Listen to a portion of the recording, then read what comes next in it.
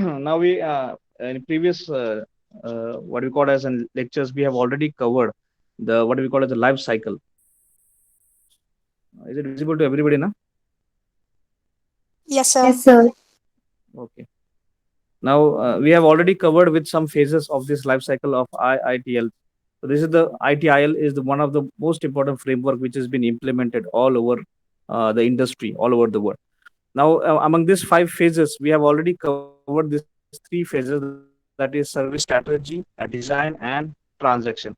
Now today's lecture will be focusing on the remaining part, that is service operation and what we call as continuous service improvement. So those two phases will be discussed in today's session. We'll wind up with the advantages of ITIL. We'll have a discussion on different versions, the two versions. We have a comparison of that, and we'll stop our today's lecture. Tomorrow we'll be starting with chapter number 6, where the more MCQs are being asked based on the university pattern. So we'll be moving in the sixth chapter, that is the most important chapter, in tomorrow's session. So we'll continue with the that is fourth phase of ITIL life cycle or a process, that is nothing but a service operation. Now in this service operation, you maintain that this is the fourth stage of life cycle, and it is the stage that improves the guidelines above to how to maintain and manage the stability of service in IT.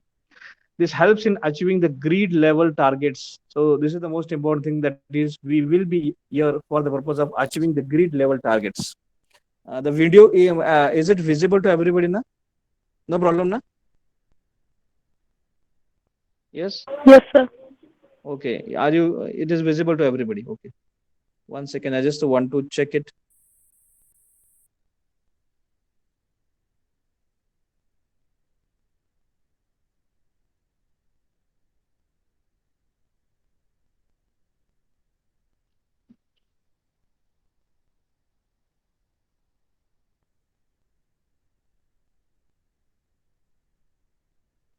In this level, in this phase, it is most important for us to achieve, that is to agree with the level targets. So as far as the previous phases, here you will see that it's just the theoretical part being covered, but actual operation will be carried out in the stage number 4.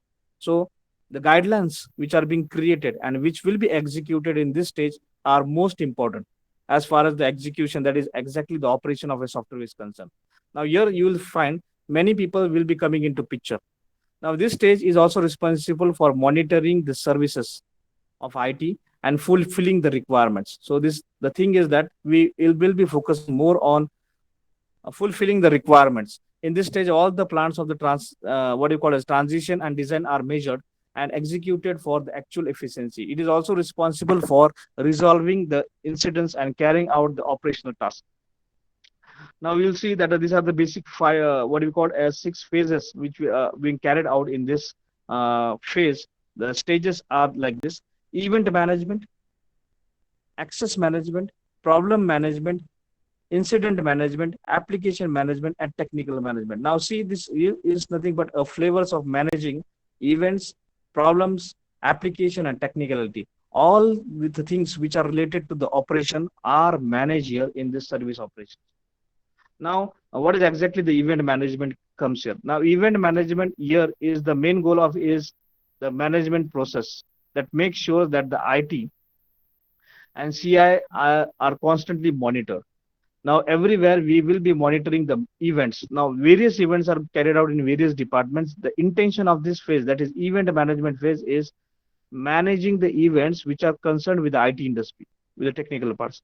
Now, the purpose of this event management is very simple. What we need to focus is that it allows the IT operational manager to decide the appropriate action of the events.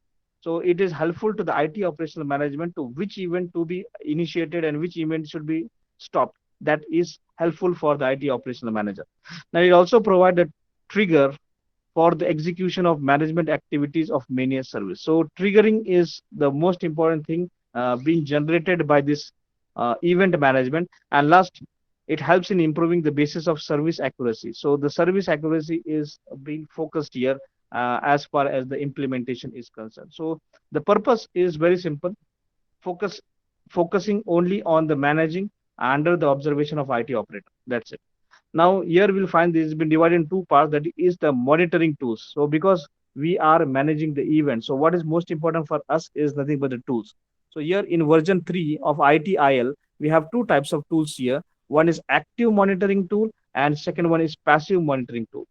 Now, active monitoring tool and passive monitoring tools will be helping us to formulate what all things are active that are being identified and some passive things which are going on parallelly. We need to monitor those things also. So passive things and active things both need to be monitored, and for that purpose, there are different types of tools being maintained in these guidelines. So you have to keep in mind. So two types of tools being used over here, and there are three types of events. Three types of events being generated whenever this management is focusing. One is warning, second one is informational, and second one is exceptional. Warning means the things that need to be considered immediately at the highest priority are coming under the category called as a warning. Informational means what? This is just for information. That is, you have seen in Java programming that are some warnings being generated by the JVM when we execute some program. So that type of things are being highlighted, but that are not that much important. But the things which are coming in the category called as a warning, we need to focus on them. Informational means what? We are just need to consider it. That is not that much important. But as far as exceptions are concerned, exception means what? We know that this error will be coming. So for that purpose, we will be doing some operations that will be helping us to come out of that what we call as a critical section. Come out from that critical section and execute your application in a very systematic way. So it is been formulated that is three types of events are generated with the help of these two types of tool, that is active monitoring and passive monitoring. And in version 3 we have come about there are four sub processes. So the four most important processes which are there in event management is event monitoring and notification. We have to monitor the event and we have to notify it as and when required. First level correlation and event filtration. So we need to filter events also and we need to correlate the events with one another. And second is second level correlation, and second that is response selection. So in first level we'll have that event filtration, and in second level we have a response selection. So what response should be generated as and when required. And last one, event review and closure. So you have to close all the events which are being generated, whether it is a warning, whether it is an information, or whether it is an exception. So you have to go for closing and reviewing each and everything. Now, the next step which come across whenever we move into this service operation is nothing but your access management. Now, event management will be overtaken over by the access management. Now, what exactly access here it is? It is an identity management. It is a rights management.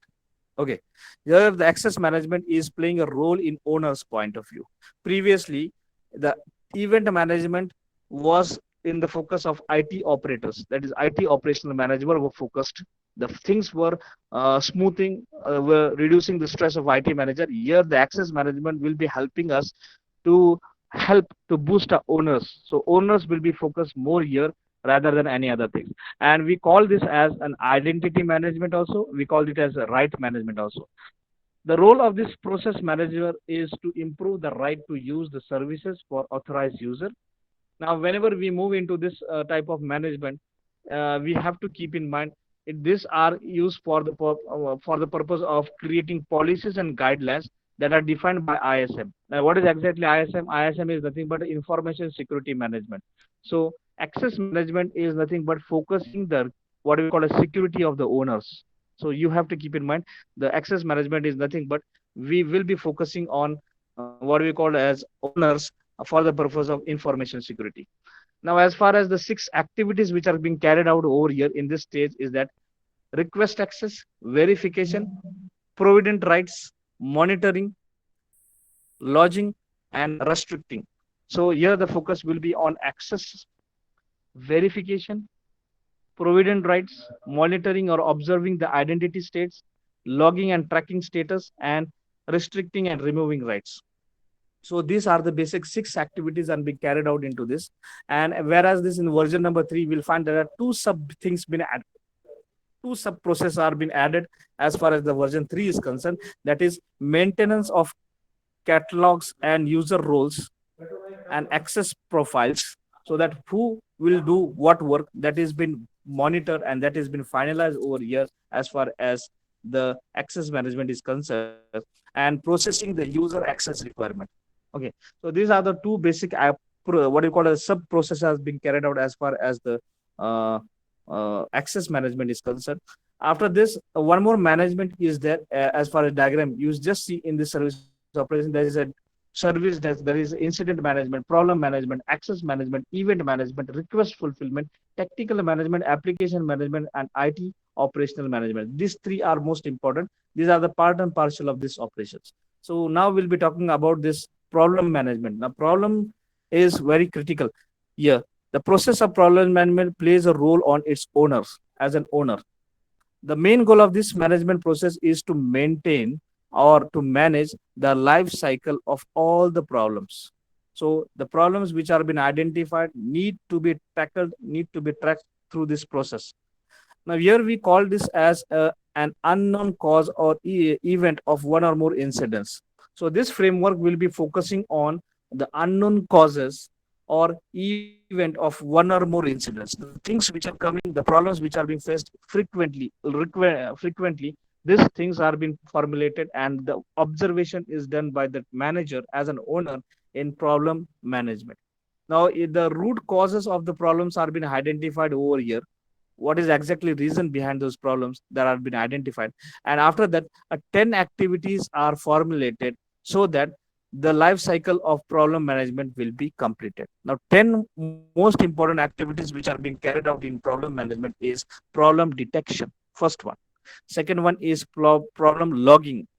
So you need to put that problem under observation. That is nothing but a problem logging.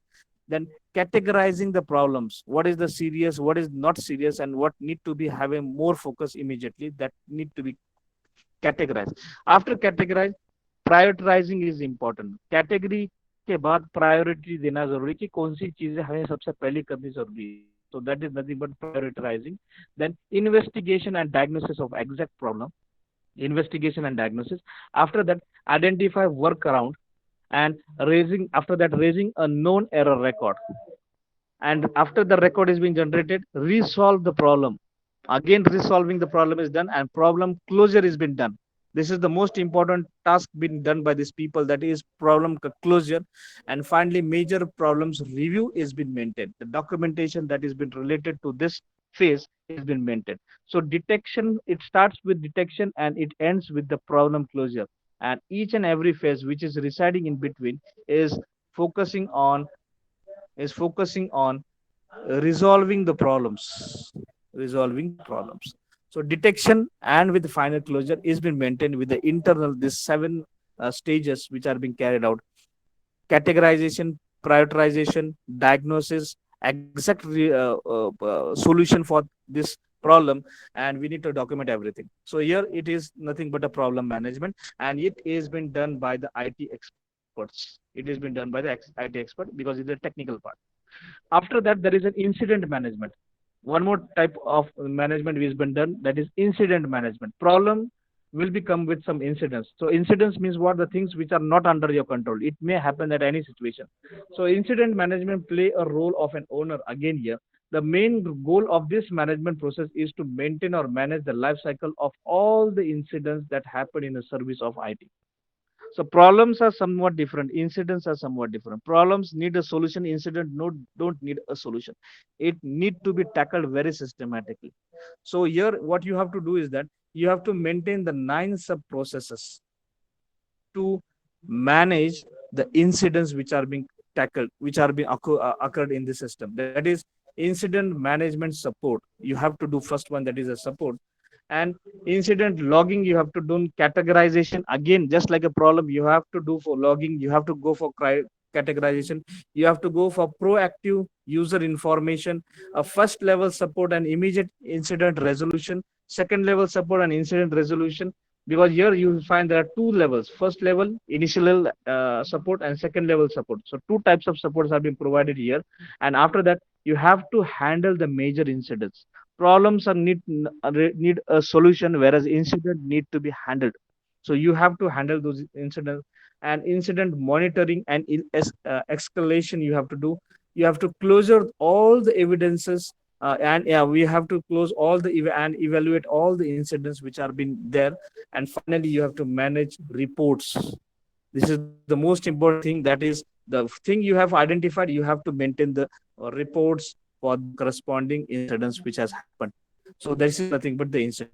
The difference between problem and incidents is very simple. Problems need a solution. Incidents don't need a solution. It need to be logged. It need to be observed as and when required. Is it clear to everybody? Yes, Jayashree, Ishita. Yes or no? Yes, sir. Okay. Yes, sir. No. Then after that, it becomes an application management, because here you'll see the three types of management I have already shown you in the diagram. These three types of management are more important. That is technical management, application management, and IT operation management. ये तीन operations हमें बहुत जरूरी है इस service operations के अंदर. ये तीन ऑपरेशन को हम किस तरीके से टैकल करते, that is important thing. So application management, I will give it with some different colour. So application management, technical management, and what do we call as last one is nothing but IT management. So these two management are a part and parcel of this IT management. Now, what is exactly happening in application management is nothing but you need to manage six activities. Six activities. We call it as stages also. So definition, designing, building, deployment, operation, and optimization. So these are the basic six things being observed as far as application management is concerned. In this life cycle, you will find there is no sub processes. There are no sub process, but it has six activities. So six activities.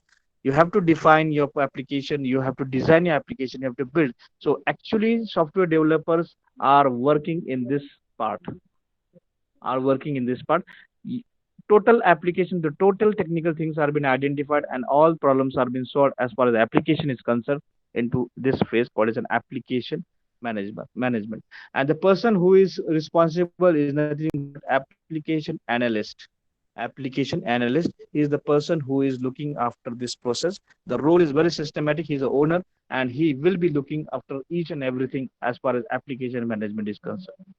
Now, the last one, there is a technical management. The technical management is a role, and that has been done by technical analyst. Now, application analyst and technical analyst, these are the two different posts in industry. Application will be looking as the whole application, start from the end, start to the end. Whereas technical analyst will be looking on the technical expertise, what all technical things, all technical skills will be incorporated into this one. Now, what is exactly the main goal? You have to understand that the main goal of this function is to provide and offer the technical expertise. The problem need to be resolved with the solution with the technical aspect.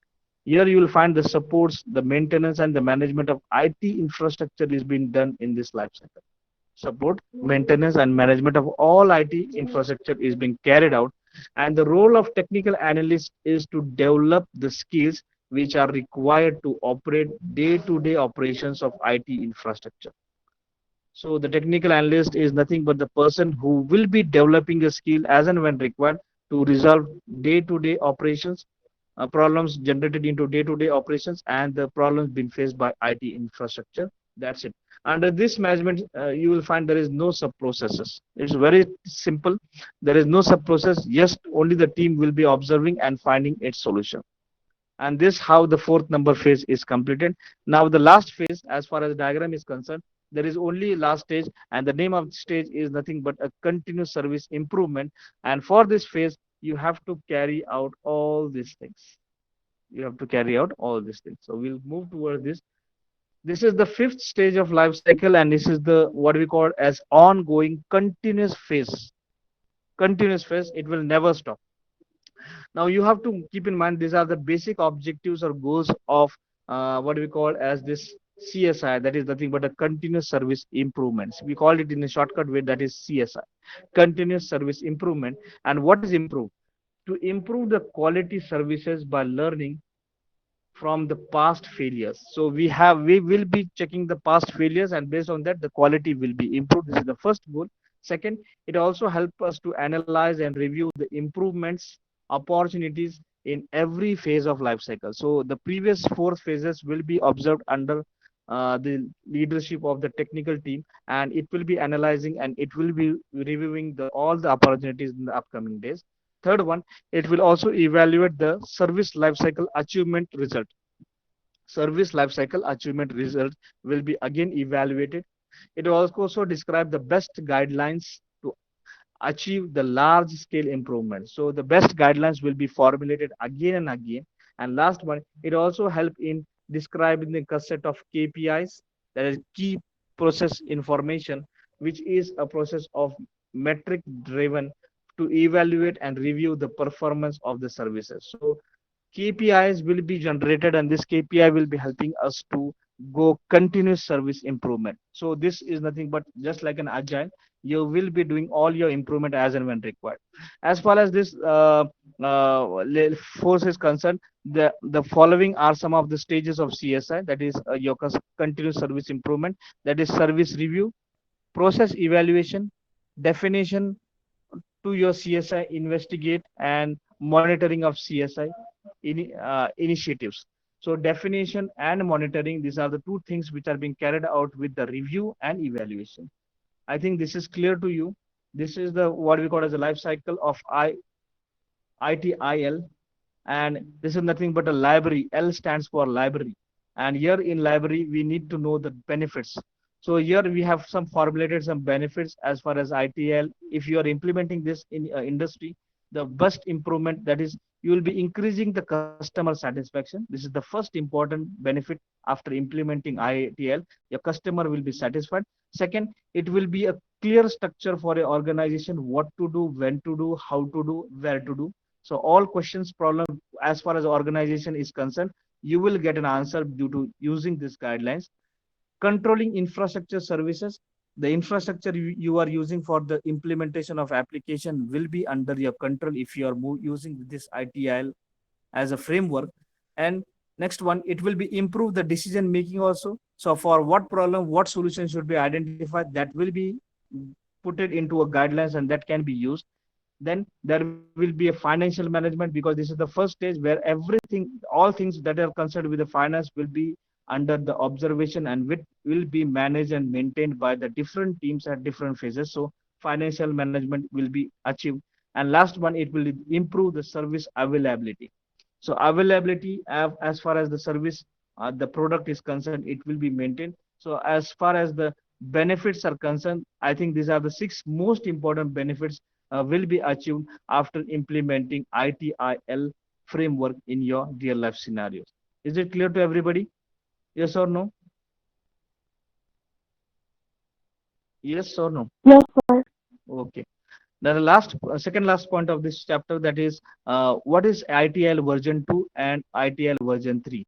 Because in various example, what I have seen is that we have gone through version 3.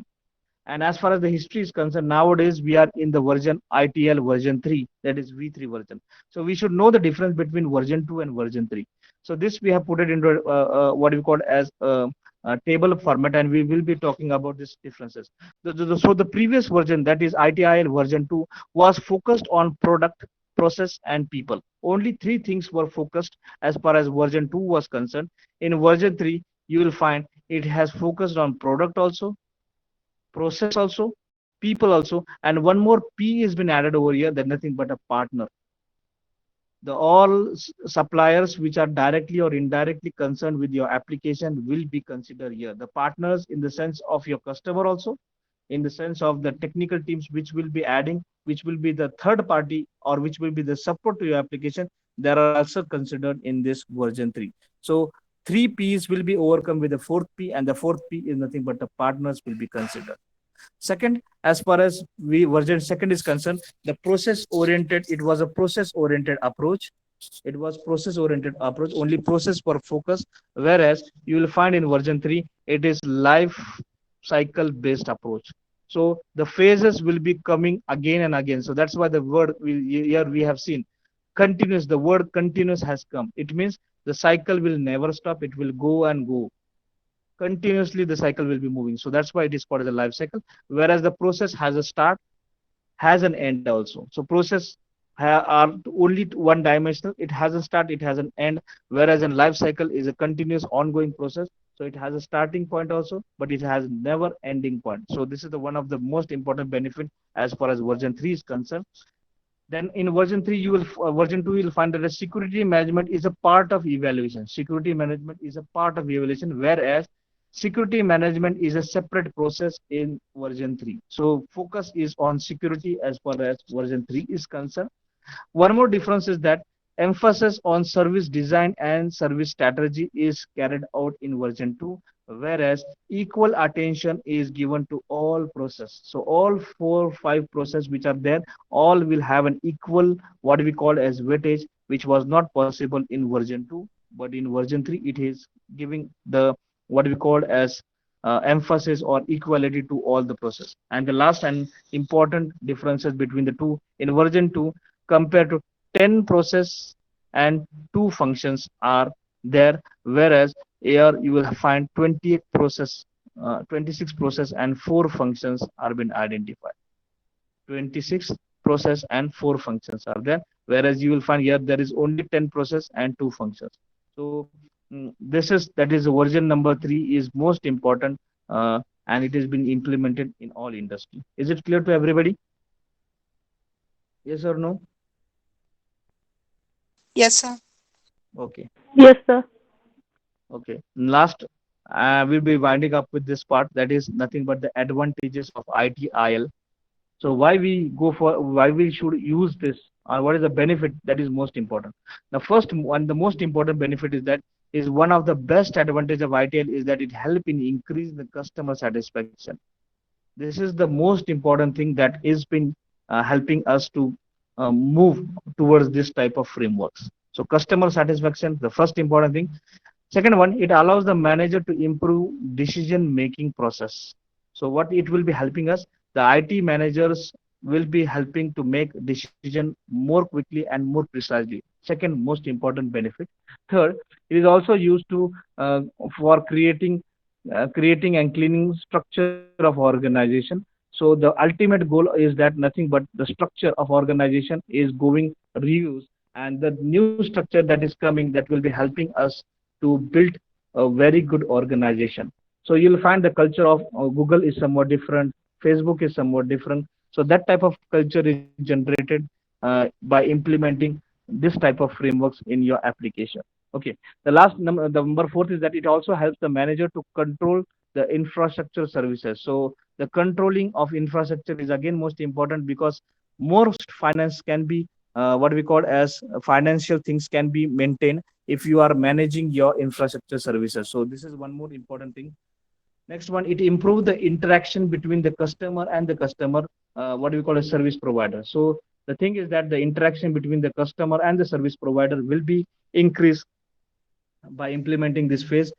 Second last point, it will help in the with the help of this framework, a service delivery is also improved. So the time bounds will be maintained, and you will get an output within a stipulated time. And last one, it establishes a framework of ITSM for the organization. So the frameworks will be helping us to have a standard managements will be maintained by implementing this framework. I think this is clear as far as this part is concerned.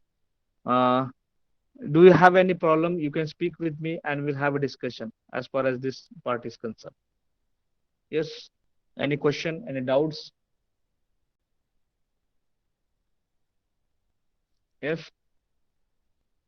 No doubts. No, sir. Now, in the upcoming lecture, we'll be moving towards chapter 6 in tomorrow's lecture, and that is the most important chapter I have already discussed with previously. That the sixth number chapter will be having more MCQs in university papers. So we will be moving into lecture number chapter because more MCQs will be done. So tomorrow lecture will be on the sixth one. And just before moving to, I want to share the syllabus of that chapter. I want to share. So in this chapter, the new things which are there in the industry as far as the standards are concerned, that is most important. So we'll go for six sigma.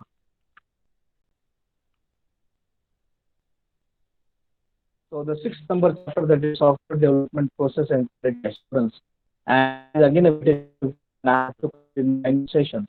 And we will be moving towards the quality of the architecture. What all things are there in the market? We will be checking the quality of your architecture.